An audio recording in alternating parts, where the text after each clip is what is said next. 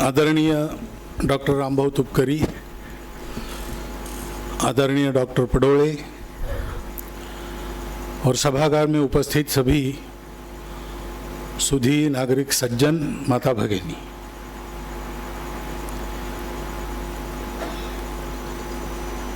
रामभाऊ ने स्वयं ही बता दिया है। पुस्तक पढ़ के मैं भी यही समझा।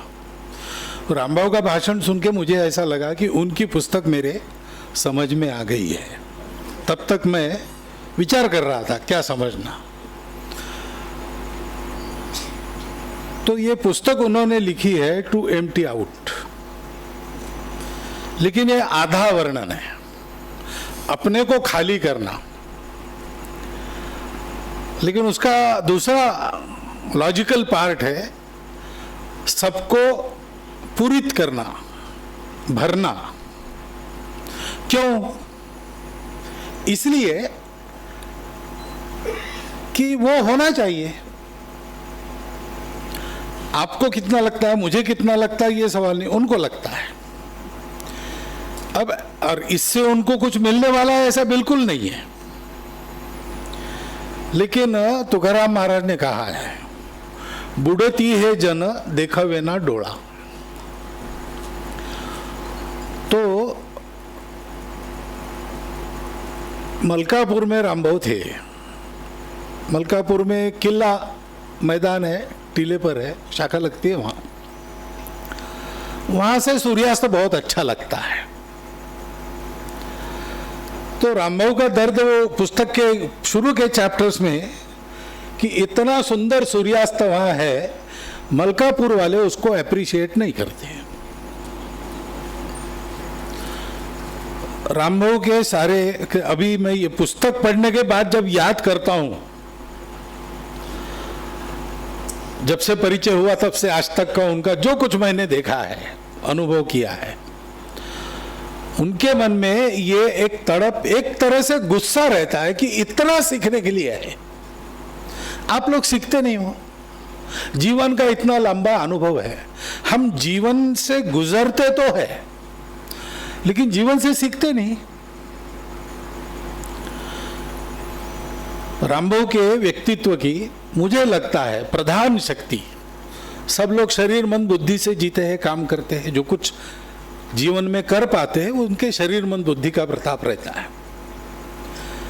रामभाऊ का शरीर मन बुद्धि में प्रधान ताकत है बुद्धि, जो बचपन से कुशाग्र बुद्धि के धनी है। और बुद्धि चिंतन करती है, विश्लेषण करती है, निष्कर्ष निकालती है, निष्कर्षों का प्रयोग करती है, फिर से उसका विश्लेषण करती है और एक निर्णय करती है और फिर उसको लेके जीवन में चलती है। अब जीवन जीना है तो सोच समझ के जिएंगे तो जीवन बहुत कुछ सिखाता है। और प्रिसाइजली रामभाऊ की ये पीड़ा है कि लोग ऐसा नहीं करते। लोग अपनी आंखें बंद करके चलते हैं। बुद्धि प्रधान उनकी शक्ति होने के कारण वो ज्ञान के पक्षधर है।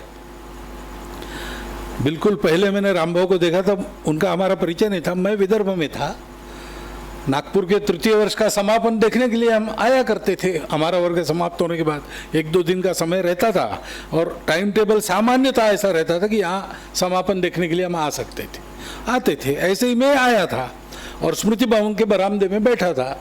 सुबह का संगस्थान समाप्त करके शिक्षक शिक्षार्थी सब आ रहे थे, तो रामभाऊ हाथ में तलवार लेके आ रहे थे, ऐसा मैंने उनको देखा है। बाद में मैंने पूछा कौन है, तो पता है रामभाऊ तुपकरी है, खड़ग के शिक्षक भी है। उस समय शायद उस वर्ग में आप बौद्धिक विभाग में नहीं थे। हाँ, तो अब ये खड़ग जो है ना, ये ज्ञान का भी प्रतीक है। ज्ञान के खड़ग से सारे संशयों को विच्छिन्न करना वगैरह से अपनी परंपरा में वर्णन आता है। तो एक तरह से ये ज्ञान योग उनका जीवन भर चला है और इससे बहुत कुछ मिलता है। वो लेते क्यों नहीं लोग, ऐसा उनको लगता है।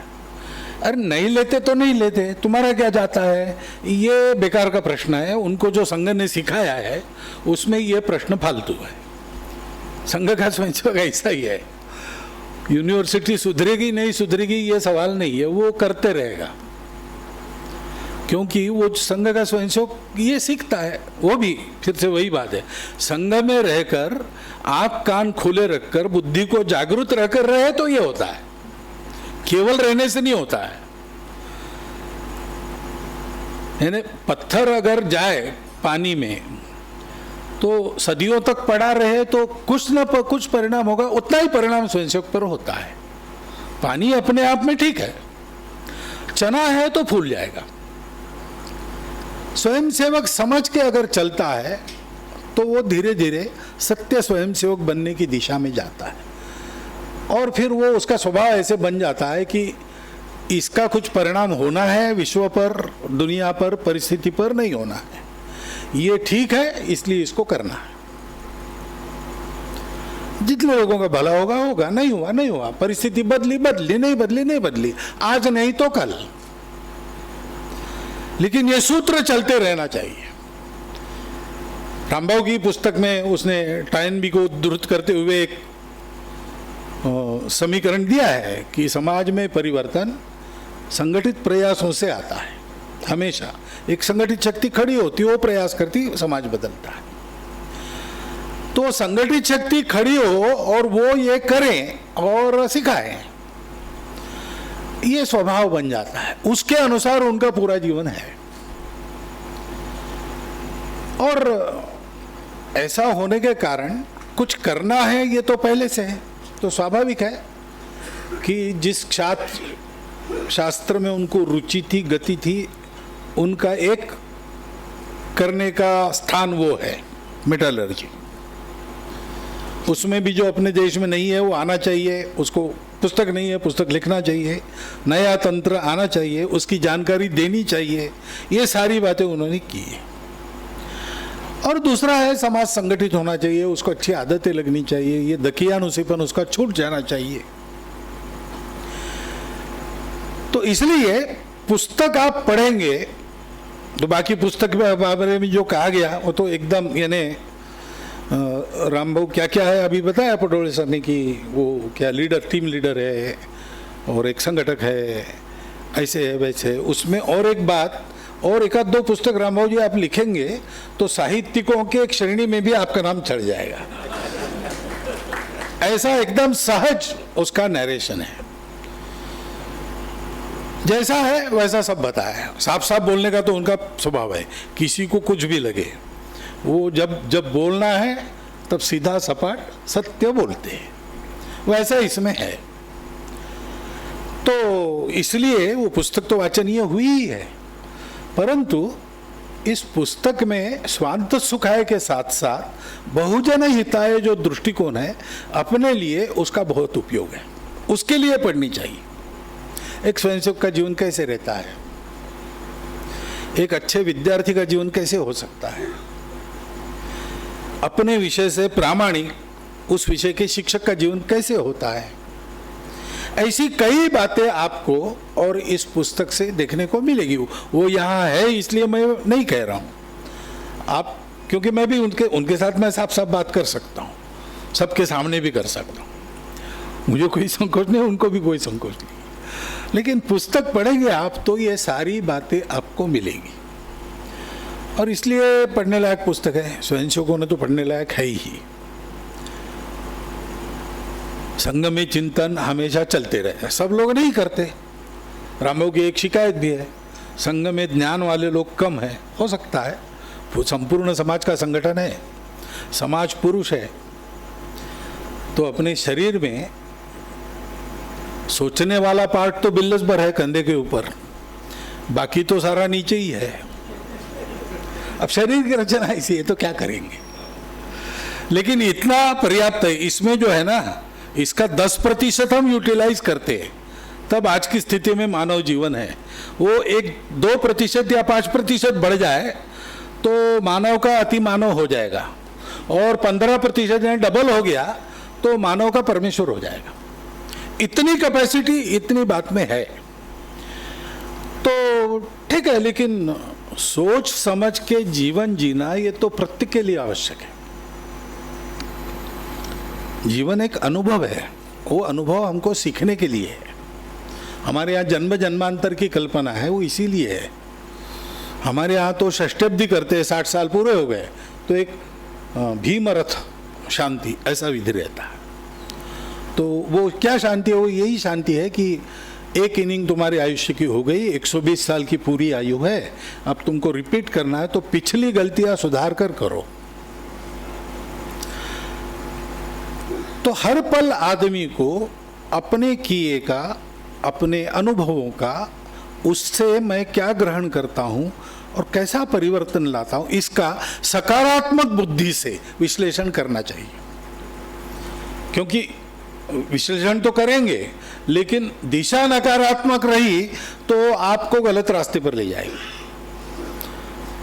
किसने क्या सोचना है ये तो फिर अपना अपने ही हाथ में है। वो रामभाऊ का सोचा मेरे काम में नहीं आएगा, मैं क्या सोचता हूं मेरे बारे में ये मेरे काम आएगा।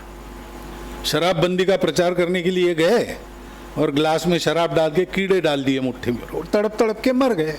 ग्रामीणों को पूछा क्या समझे? उत्तर अपेक्षित था कि शराब जीवन के लिए घातक है। वो एक पियक्कड़ खड़ा हो गया, शराब पिएंगे तो हमारे पेट के कीड़े ऐसे ही मर जाएंगे। अब अनुभव तो एक ही है सबके लिए, लेकिन उसका विश्लेषण अपना अपना, अपनी बुद्धि कैसी है। कंप्लेन करने की जरूरत नहीं रहती, हमारी सबकी आदत रहती है। नहीं, हम दूसरों को कारण चिपकाते हैं। हिंदू समाज की अवनति क्यों हुई? मुसलमान, अंग्रेज। डॉक्टर साहब ने ये बंद करो, अपने आप को देखो। ऐसे अपने जीवन का भी है, व्यक्तिगत जीवन का भी जो होता है उसके हाँ परिस्थिति रहती है, फैक्टर्स रहते हैं, वो अपना काम करते हैं, लेकिन मुख्यतः अपना जीवन अपने हाथ में रहता। अनुभवों से सीखना, अपने आप को सुधारना और एक लेट गो की प्रवृत्ति कितने दिन आप याद रखेंगे?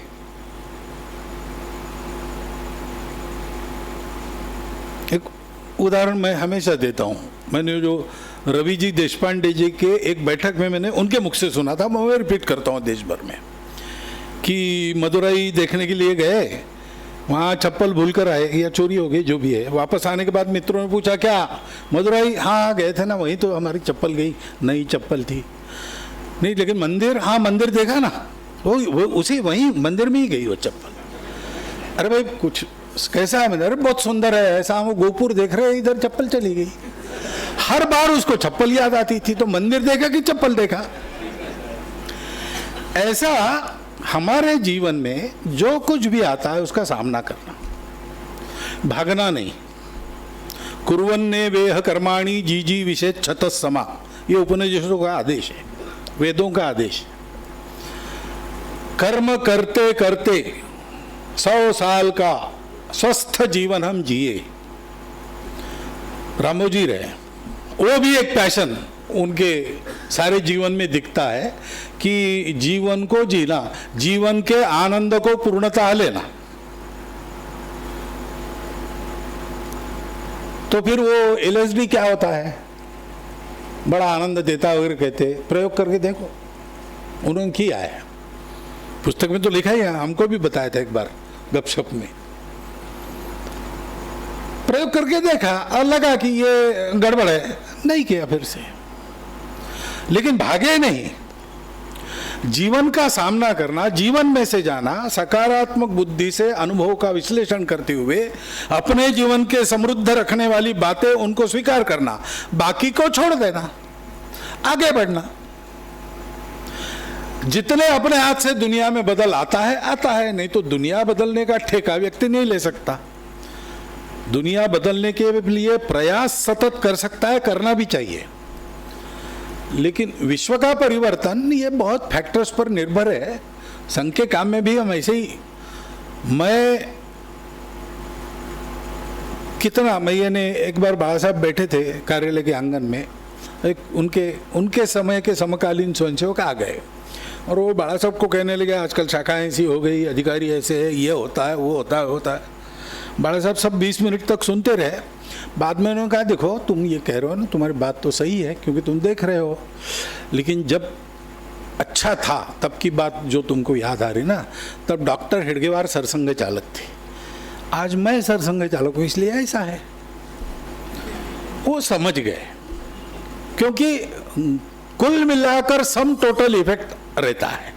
एक अकेला आदमी काम नहीं करता, इतने लोग काम करते हैं, कुछ लोग नहीं करते इसलिए भी ठीक चलता है, ऐसा भी रहता है।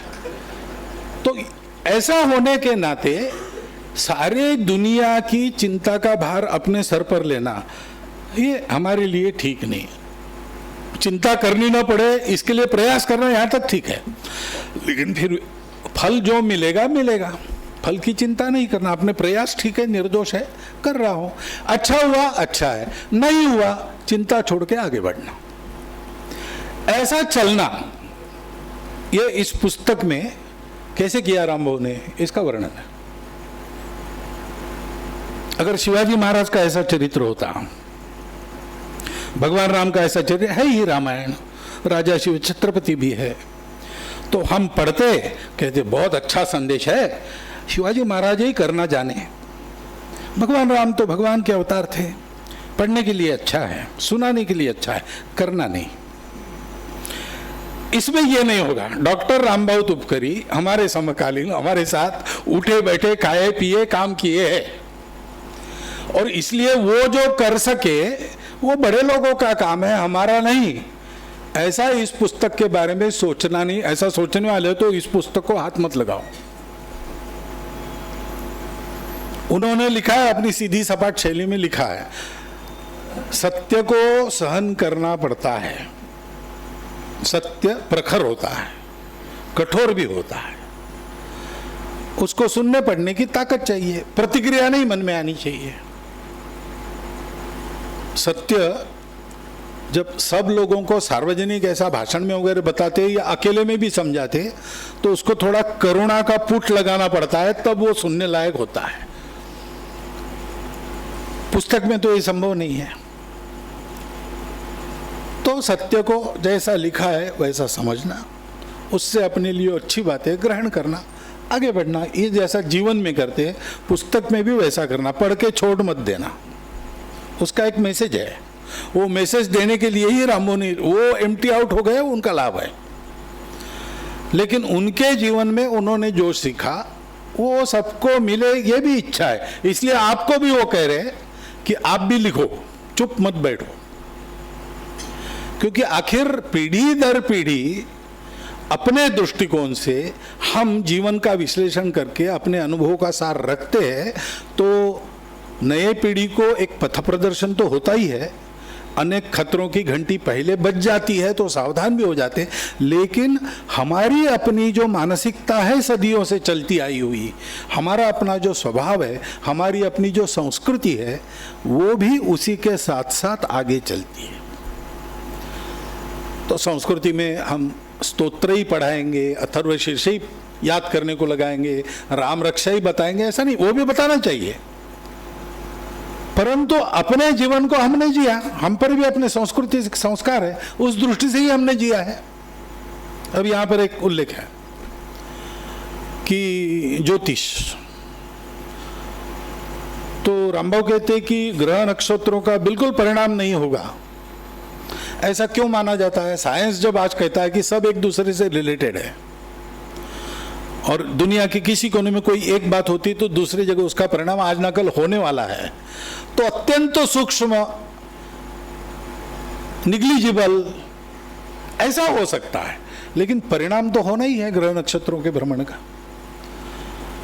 तो हम उसको अनसाइंटिफिक करके कंडेम न करें, उसके साथ उसके अनुसार चले न चले ही अपना चॉइस है, लेकिन वो पाखंड है, वो भोले भाले लोगों को ठगने की बात, ऐसा नहीं है।